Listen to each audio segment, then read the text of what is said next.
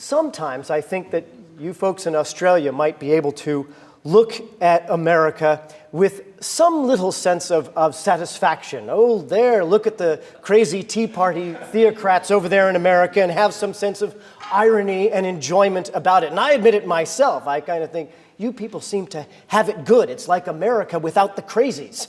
And I'm somewhat jealous of your lifestyle here. And I could see how you in this nation have a sense of the wit and the sardonic humor. I guess that would be embodied somewhat by Perth's own Tim Minchin. And we look up to that in America, but that's also because we don't know about Tony Abbott in our country.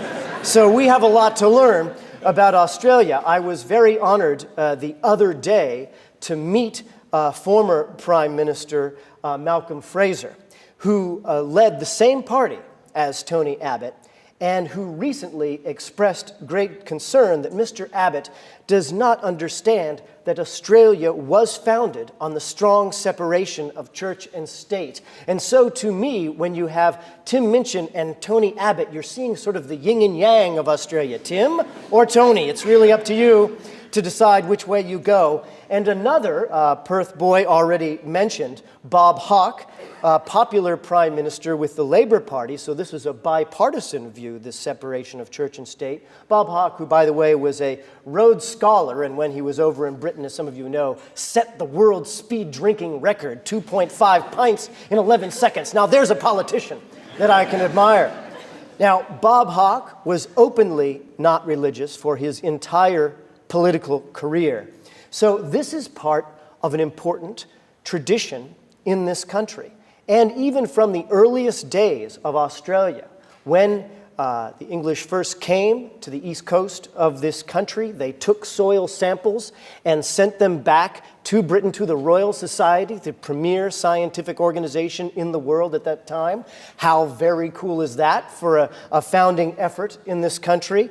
And they actually, in addition to seeking this scientific analysis, they sought to have commissioned a poem for this country, which may be the first poem ever written about Australia by Erasmus Darwin, the grandfather of Charles Darwin, who in the peroration of that poem spoke of hope and art and labor leading to peace, a very secular vision and a beautiful vision of the founding of a nation. So Australia is more secular in its people than is the United States, but I would ask you, I would plead to you, to consider what it would be like if one were to cast one's mind back to being an American in the late 1960s and ask the question of an American in that era, what's the power of the religious right in America?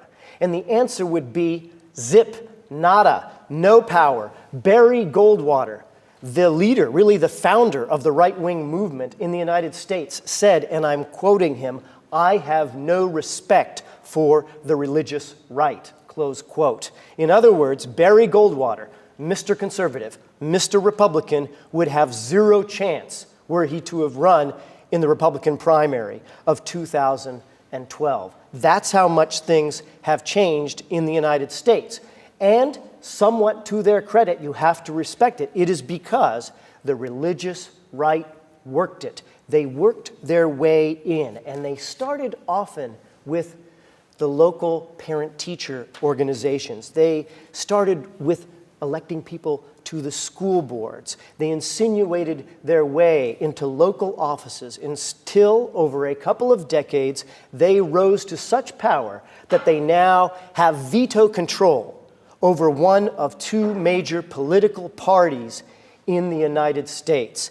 That's what they've been successful in doing, and they aren't stopping there. They expressly say that they want fundamentalism to be an export business, and they have been exporting it to desperate places in this country, places like Nigeria, where there are people who are really crying out for help, and they are exporting it to places like Uganda, where tragically we saw, with the help of American religious fundamentalist organizations, laws that actually said the death penalty for people who are gay. And they want to export that fundamentalist business to developed nations like Australia as well. So let us consider the Australian experience in light of what Americans thought couldn't happen 40 years ago. Because in this country, when they were founding the public education system in the late 1800s, they viewed the Australian system as an expressly secular education system. Yet today, there are some fundamentalist schools that get direct tax dollars, sometimes more tax dollars than do the so-called government schools, and that teach things like at Bible Baptist Christian Academy in Western Australia, which receives over 80% of its money from the government. They teach that the earth was created in 6 24-hour days with your tax dollars. They teach, in their view, the reality of heaven and hell to little children in school. They teach the accelerated Christian education curriculum, which I can tell you because it is from the United States, and the fundamentalist movement in the United States is one of the most right-wing documents you will ever see. Rehoboth College seeks to teach Darwin all right in order to refute it. They say at Rehoboth that they attack what they call, quote, the scientifically ridiculous theory of ice ages and glacial epochs. At Parkes Christian School in Australia, they train their students to be, and I'm quoting, soldiers for the king, equipped to, and I'm quoting, do battle for their Lord in a world which rejects his laws and dominion, close quote. Over 70% of their money comes from you, comes from your tax dollars. Think about that. Almost 40% of Australian secondary school students attend non-government schools. About 90% of that group are Christian schools. And since the 1990s, the fastest growing category within that is fundamentalist schools. Now consider special religious education in government schools, where the majority Christian view is vastly most frequently taught. And think about the contradiction with the founding values of education in this country. Secular education in this country, as in the United States, was to unite children for an educational cause and a civic society, not divide a society. Yet under this view, under this program that exists today in government schools in Australia, they say, with your tax money, well, oh, yeah, you're the Hindu kid. You can go over here. Oh, the Buddhist kid, yeah, you can go with them. Oh, you're not associated with a religion? Yes, that child too. We'll separate you so that you either accept the Christian majority view and adhere to that view, or you are segregated from other children in your society. How does that feel? What message does that send to children? Now consider the issue of chaplains in this country. The Australian Psychological Association expressed grave concern and objection to this chaplaincy program because they said, what training do these people have? What professional training do they have to deal with issues like suicidal ideation among teens or children that come from homes with domestic violence and very serious, important issues that require training? But all these chaplains need is to be accepted by Access, an organization that has association with fundamentalist organizations. That's all they need. Their qualification, in effect, is no qualification except acceptance by a religious group. Now, I understand, and I've been traveling throughout Australia and hearing from many people about these issues, and I do understand that Australians will say to me, listen, over in America, you have this problem with fundamentalism, but that's just not the way it is here, because we're much more secular in this country. So no worries. But I do ask you to pause and ask, what would Americans have said back in the late 1960s about the threat of the religious right? And then look at what is happening in Australia right now. Given that Australians are so secular, it is even more remarkable to ask questions like, what about marriage equality in this country? Forget what the Supreme Court does in the United States. Several U.S. states already have passed marriage equality. What about in Australia? And why not yet? Why is that, if this is such a secular country, that it hasn't happened here? What about government providing direct taxpayer money, your money, 2 hospitals that won't even provide people with contraceptives? What about that? What about death with dignity in this country? In America, the so-called fundamentalist-dominated America, at least we have some states that have passed death with dignity laws. But in Australia, despite polling saying that Australian people support it, it hasn't happened. And then I talk to savvy people. I've talked to elected officials from several parties all around this country, and they'll say, well, it's the context.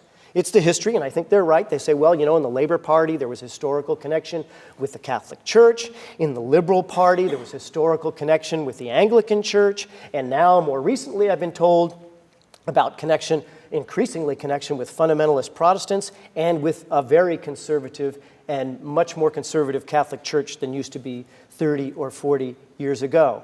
So yes, it is a secular country. But look at what is happening in your political system and what is not happening in your political system. And then I submit to you that if the religious right can organize internationally for intolerance and injustice, we can organize for compassion and reason and science and justice. We can do this. And I'm asking you in this room to be at the vanguard, because there are so many secular people in this nation, to be at the vanguard of a human rights movement, to have a big vision and to have a bold plan for the future.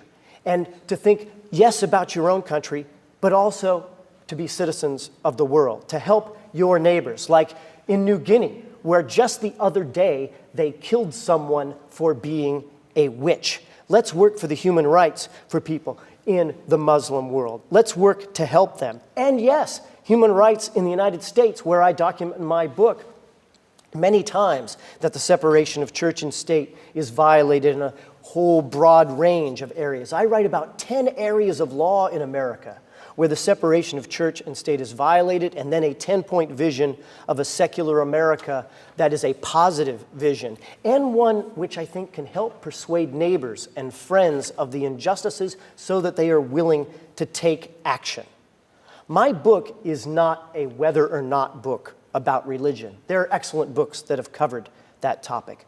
My book is a take action book. My book is a how-to book. My book is a strategic plan book where we say, let's do something about it.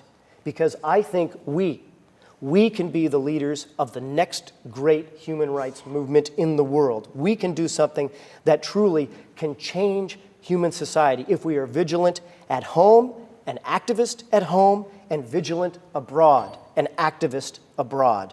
You know, I recently was involved in a situation where there was a Pakistani Facebook page that had been organized by secular people in Pakistan.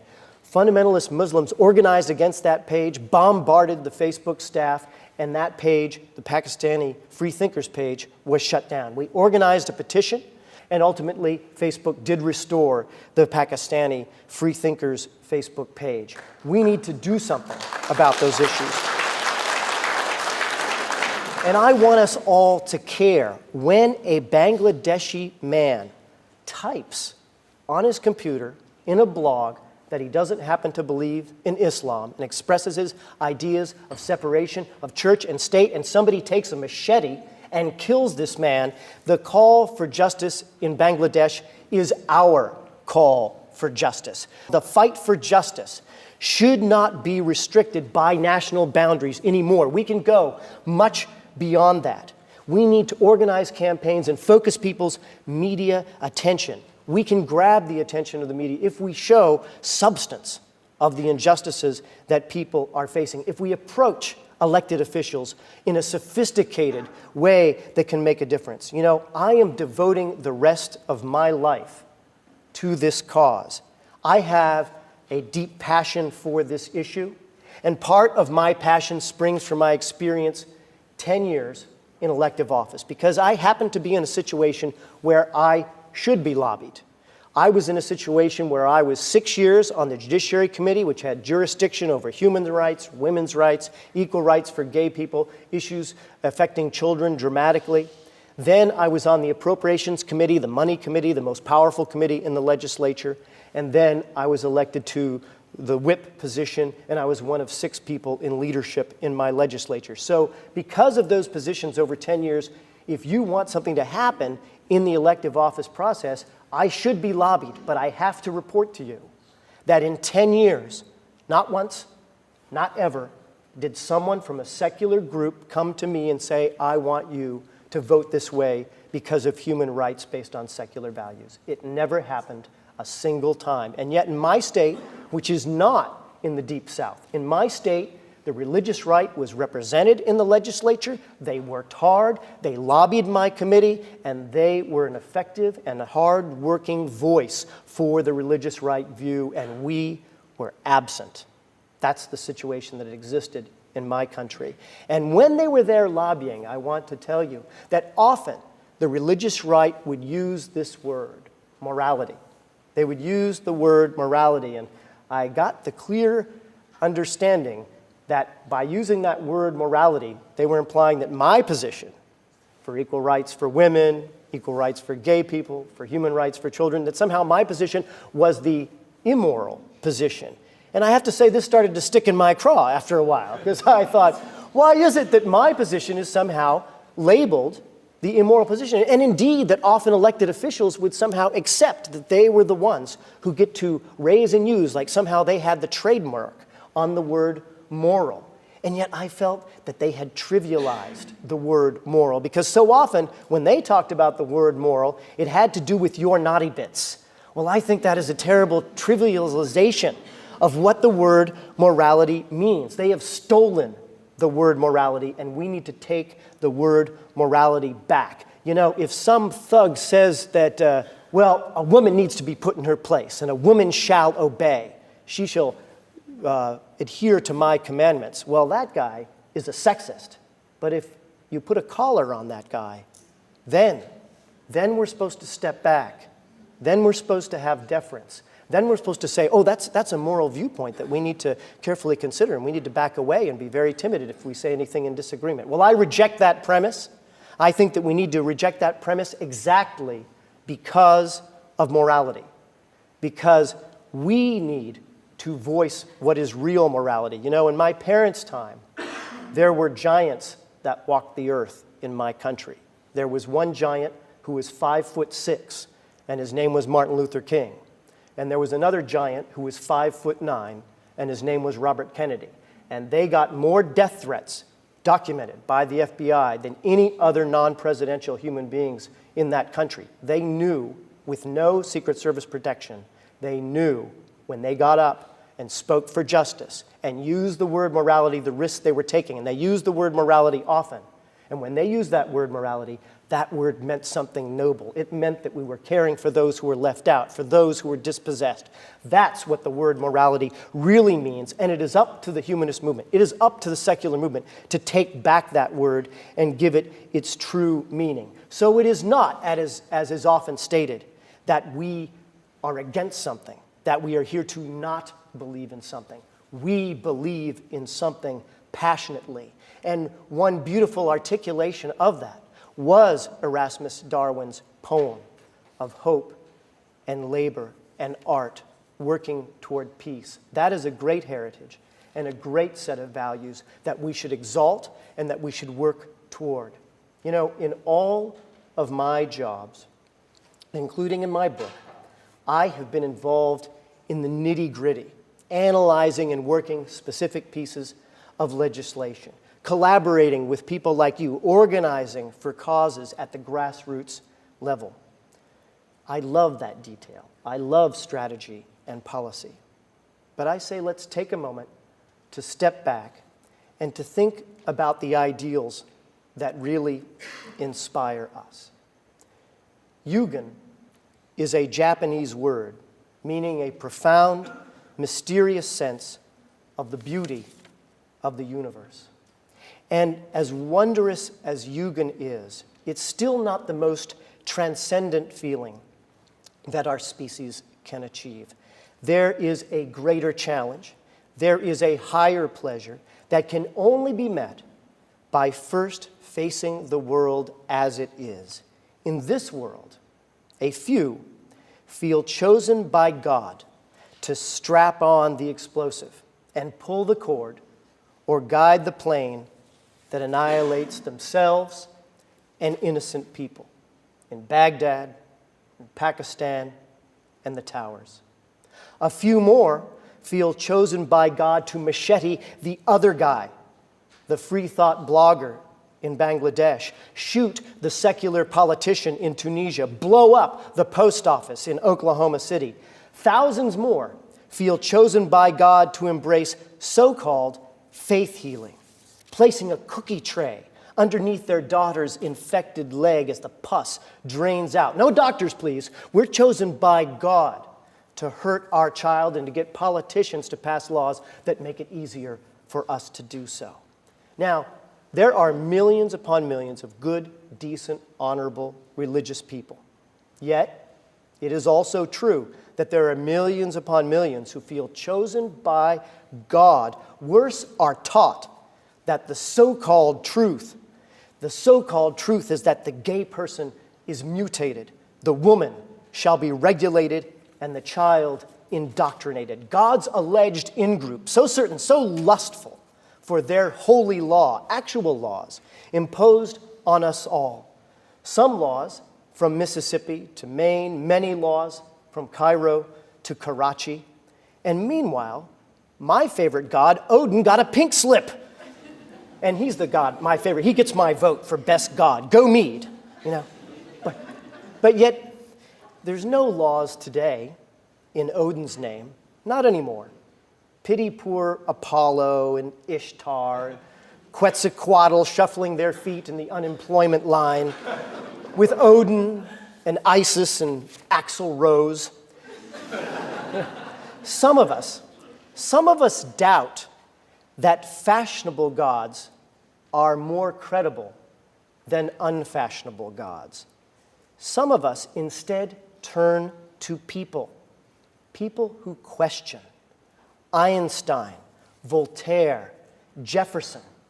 Now, reason, science, that wind blows wicked cold, we are warned, from the megachurch pulpit, from the mosques, from the U.S. House Science Committee.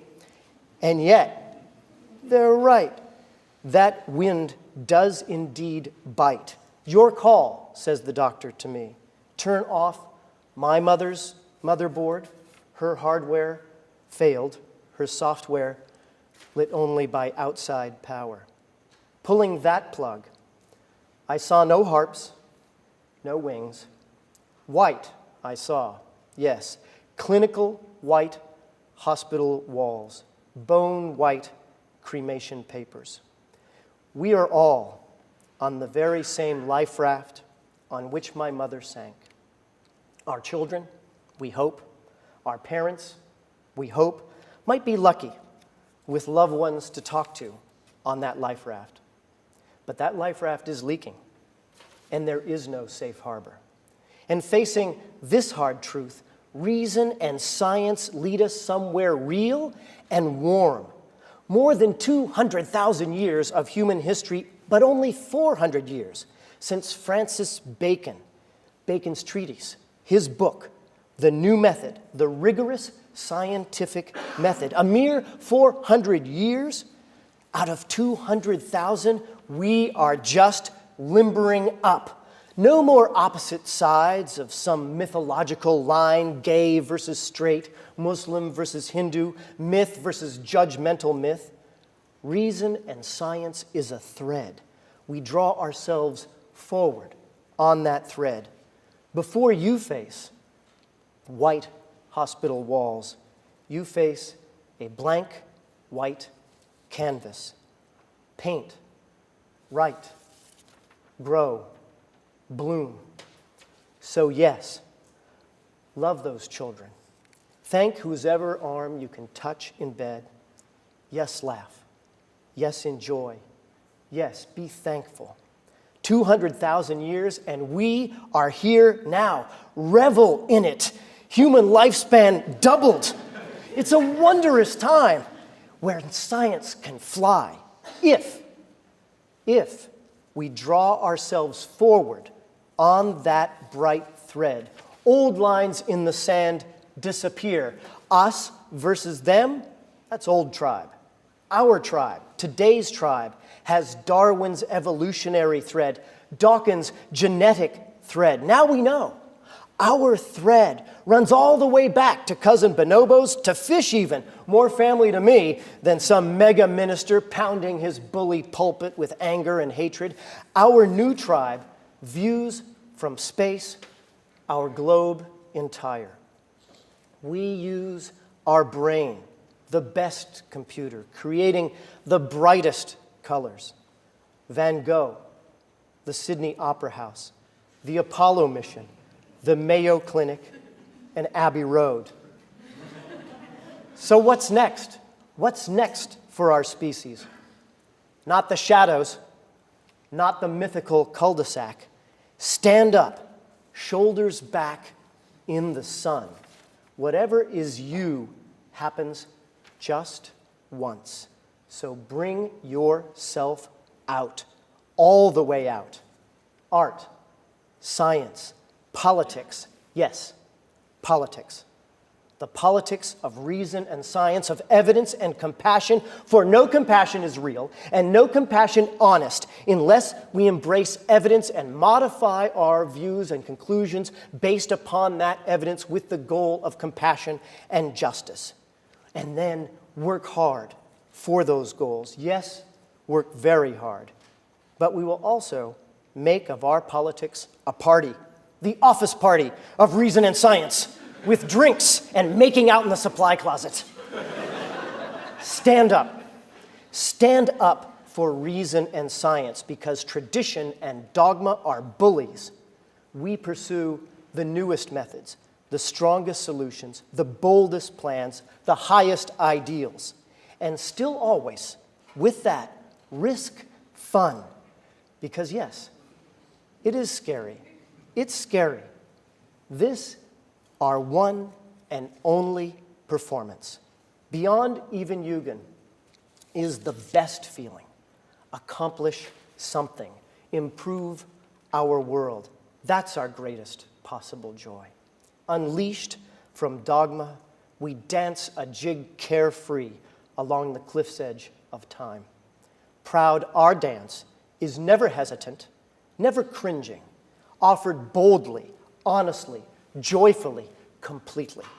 So dig into the work, into the nitty-gritty of the politics of reason and science, because that goal, that mission, is the most beautiful dance of all. Thank you very much.